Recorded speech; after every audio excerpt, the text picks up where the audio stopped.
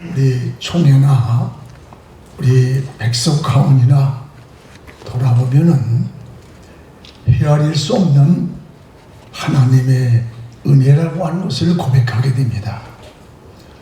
우리 총회장님을 중심한 우리 임원 모두에게 고맙고 늘 감사드립니다.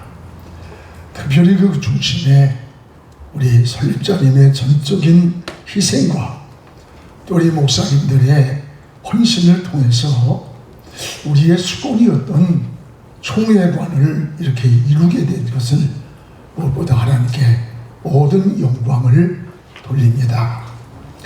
2007년 5월 23일 날 재단이 설립되기 전만 해도 우리 교회들이 교회연합기관에 찾아가서 거기에서 서류를 받아와야 됐고 증명서를 발급받아야 했는데 우리 설립자님과 또 이사 교회들이 재산을 총회에 헌납하고 오늘의 이 유지재단을 설립한 것을 가만히 들여다보면서 얼마나 큰 하나님의 우리 총회 주신 은혜인가 라고 하는 생각을 해보았습니다. 그리고 초대부터 4대까지 우리 박유일 목사님이 이사장을 맡으셔서 안정적으로 잘 이끌어 주신 것에 대해서 무엇보다 특별히 감사를 드립니다.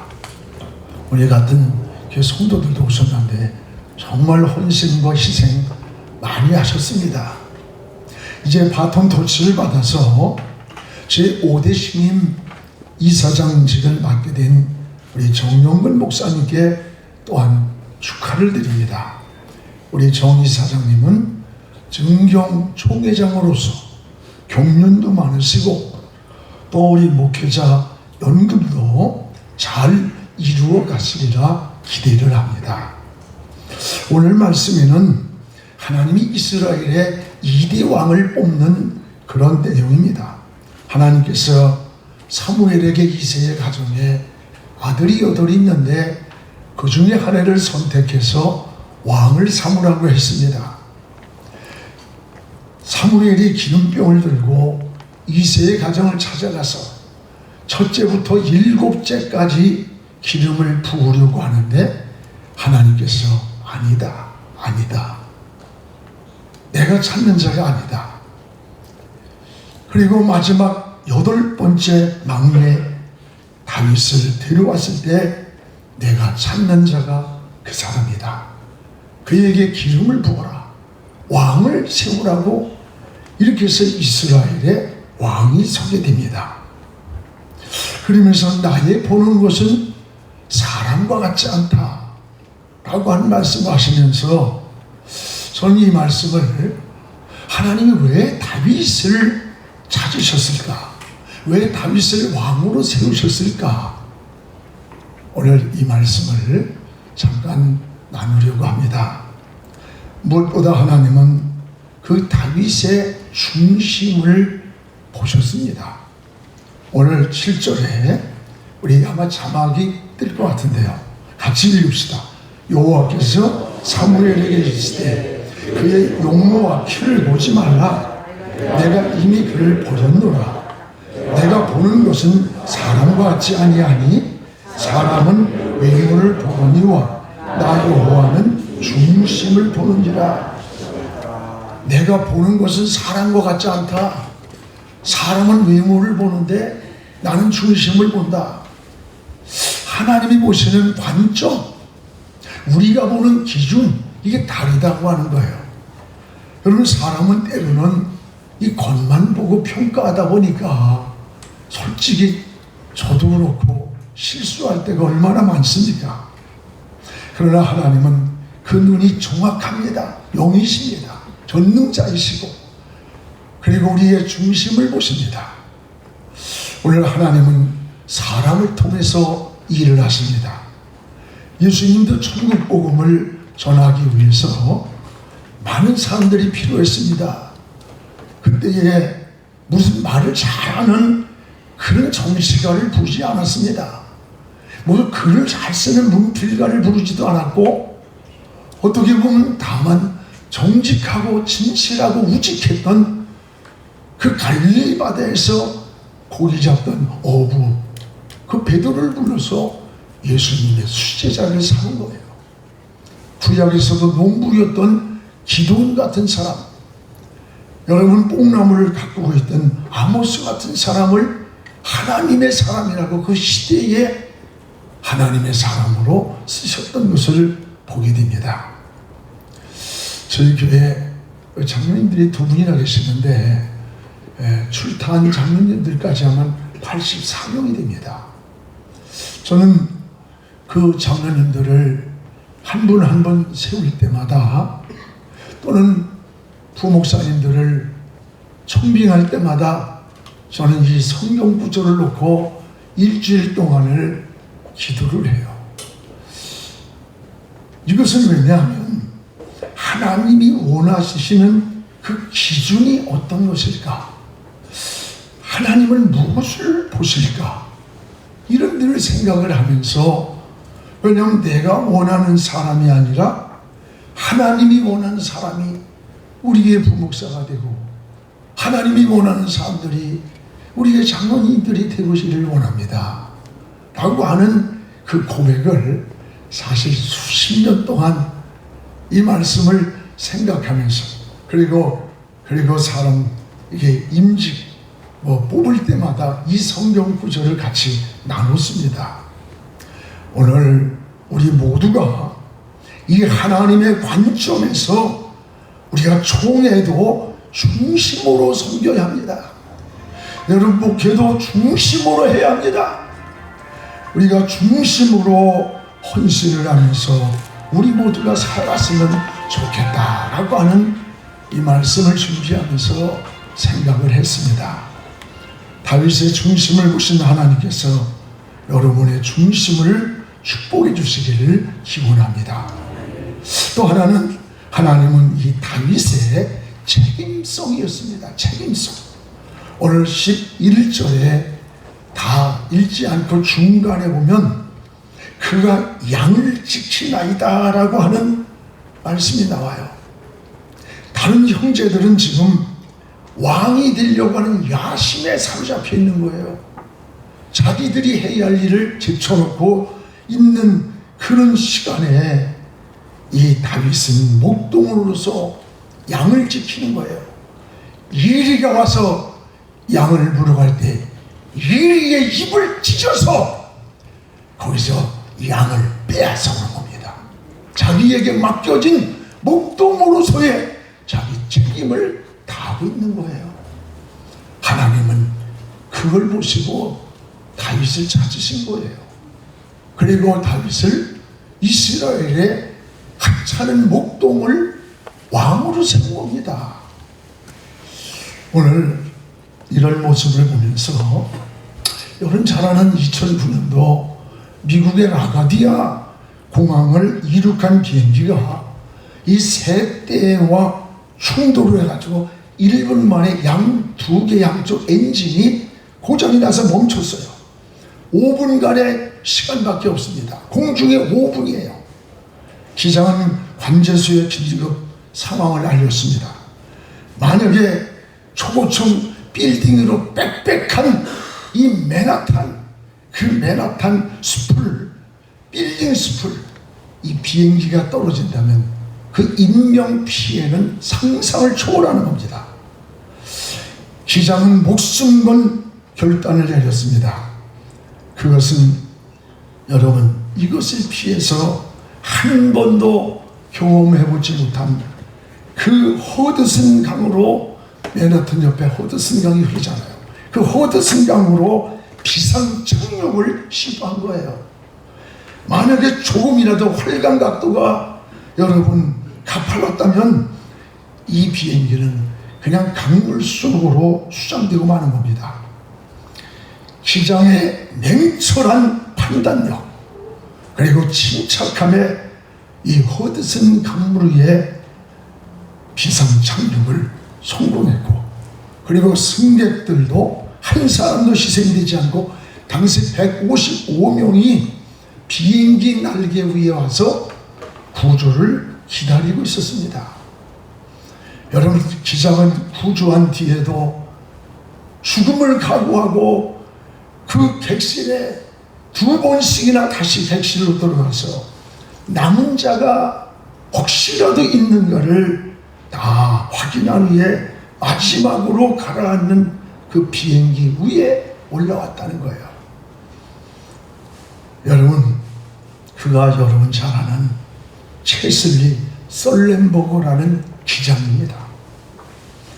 체슬리 썰렌버거 기장의 이 목숨 건 자기의 책임감, 맡겨진 일의 사명감, 이게 미국의 전 국민을 감동을 시켰고, 여러분, 미국 사회가 당시에 모기지로 희망을 잃고 침몰하고 있을 때 아닙니까? 그때 온 국민들에게 큰 희망을 주는 영웅이 된 게 바로 이 셀렌버거 기장입니다. 오늘 한 지도자의 역할이 얼마나 중요한 것인가를 실감할 수 있는 그런 사건이었습니다. 하나님은 왕을 뽑는 시간에도 내가 맡은 목동의 사명을 다하기 위해 양을 지키고 있는 이 다윗을 찾았습니다. 그리고 그 다윗에게 왕을 위임하고 왕으로 세웠습니다. 하나님은 이런 다윗에게 이렇게 말씀합니다. 13절에 따라합시다. 하나님의 영이 크게 감동하니라. 저는 이 말씀이 가슴에 깊이 늘 새겨져요. 여러분, 13절을 읽읍시다. 사무엘이 기름 물병을 가져다가 그가 그의 형제 중에서 그에게 부었더니 이날 이후로 다윗이 하나님의 영에게 크게 감동하니라. 하나님의 영에게 크게 감동하니라. 하나님의 영에게. 이게 하나님의 영이 바로 루하흐라는 말이 성령과 같은 뜻이래요. 원문을 보니까. 여러분, 성경에 하나님이 사용하신 사람들의 공통점이 뭐예요? 하나님의 영에 감동된 자였다는 거예요. 우리가 하나님의 일은 사람의 방법이나 수단이나 어떤 지식이나 정말 노력을 안 돼요. 하나님의 영이 감동해야 돼요. 여러분, 설자님, 개혁주의 생명신학의 핵심 모토가 되는 구절이 뭐예요? 요한복음 6장 63절에 살리는 건 뭐래? 영이다, 영. 하나님의 영이, 성령이 우리를 살리는 거다. 여러분, 스가랴 4장 6절에도 힘으로도 능으로도 안 되지만 하나님의 영으로 된다. 그 하나님의 영이 루아예요. 루아. 하나님의 영, 성령, 성령이에요. 지난주에 우리 신대원들에게 우리 개강 수련회가 있었는데 설사님이 2시간 반 동안을 피를 토하듯이 전하신 그 메시지가 하나님의 영에 사로잡혀야 된다. 하나님의 영에 사로잡히지 않고 목회가 되냐, 뭐가 되냐. 그 주제가 신학은 왜 학문이 아닌가라고 하는 주제였어요. 영이신 하나님을 어떻게 학문으로 우리가 논할 수가 있느냐. 영이신 하나님을 무릎 꿇고 하나님 앞에 엎드리지 않고 어떻게 지식으로 영이신 하나님을 알 수가 있겠느냐. 무릎 꿇고 하나님의 영에 사로잡혀야 한다. 막 피를 토한 2시간 반 동안을. 저는 그 말씀을 들으면서 저도 43년을 한 교회에서 지하실 27평에서 12명을 데리고 교회를 시작했습니다. 참으로 울기도 많이 했고 성령에 사로잡히기도 하고 그러면서 살아왔지만 또 지나보면은 내가 게으르고 나태하고 하나님을 의지하지 않고 하나님의 영에 사로잡히지 못한 목회를 하는 시간들도 많았다라는 스스로 회개를 하면서 가슴도 굉장히 뜨거웠습니다. 우리의 본질을 놓치고 있는 시대예요. 여러분 지금 뭐 얼마나 첨단 자료고 기가 막힙니다. 이런 시대라 할지라도 중요한 본질이 뭐예요? 하나님 말씀으로 돌아가는 거, 하나님의 영에 사로잡히는 거, 이게 생명을 살리는 이 본질을 놓치고 있는 이런 시대에 저는 우리에게 영적 지도자가 되시고 우리의 백성의 모든 스승이 되시는 우리 설립자님이 이렇게 현존해 계시는 게 얼마나 큰 하나님의 은혜고 하나님의 축복이고 또 여러분 하나님의 선물인가를 늘 생각하면서 정말 감사를 드려요. 신앙은 학문이 아니라 예수 그리스도의 생명의 복음. 여러분 학문이 아니라 생명의 복음이라는, 생명이라고 하는 이 생명을 말할 때 가슴이 뜨겁고 영혼이 살아나잖아요. 지옥 갈 영혼이 천국 백성 되는 생명의 복음을, 우리 백성의 정체성, 백성의 사명은 바로 이 생명의 복음을 온 세상에 선포하고, 이것이 바로 개혁주의 생명신학으로 우리가 45주년을 준비하는 민족과 세계를 살리는 우리 백석총회가 제자가 아니고 이거 아닙니까? 오늘 이런 우리 총회가 되기를 축복하면서 오늘 정말 우리 박유일 이사장님 법인이 뭔지도 모르고 다른 데 가서 서류를 띄워야 되고 갈 때마다 그때 제가 부족한 게 총회장이 됐는데 참 죽겠는 거예요. 하나하나 교회에서 일 있으면 거기 가서 띄워오고 와야 되고 우리 그렇게 살았잖아요. 그때 우리 박유희 이사장님이 지금부터 4대까지라 잘하시고 전 법을 잘 몰라요. 그래서도 교회들이 우리 채산도 넣고 우리 설립자님이 중심 잡아주시고 모든 것에 우리 여기 송우정 목사 우리 다 같이 참 이것이 그루터기가 돼서 오늘의 우리 백석총회가 이루어지고 9,720교회 놀라지도 않아. 여러분 이건 하나님이 하시지 않으면 어떻게 하겠어요?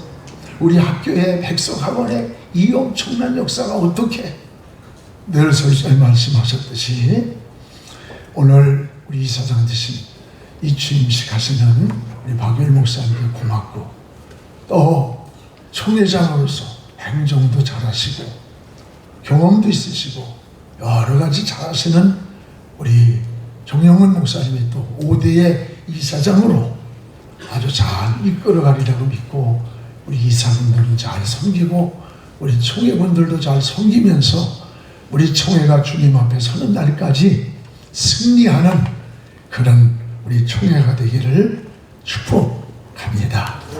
감사합니다.